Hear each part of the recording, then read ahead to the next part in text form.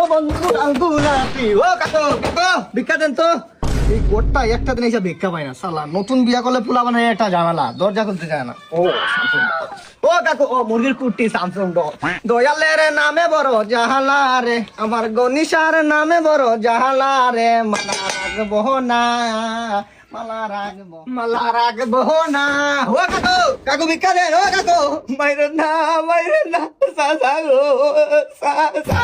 ও কাকু দরজা খুলেন ভিক্ষা দেন।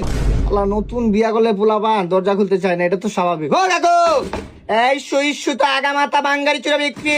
বাঙালি কই রে? আরে বাঙ্গারি দেখা তো ভিক্ষা দেন। এই মিয়া পাগল নাকি? এই কোন স্টাইলের ভিক্ষা চাওয়া? কোয়ালিটি না কোয়ান্টিটি বাবা দিলাম।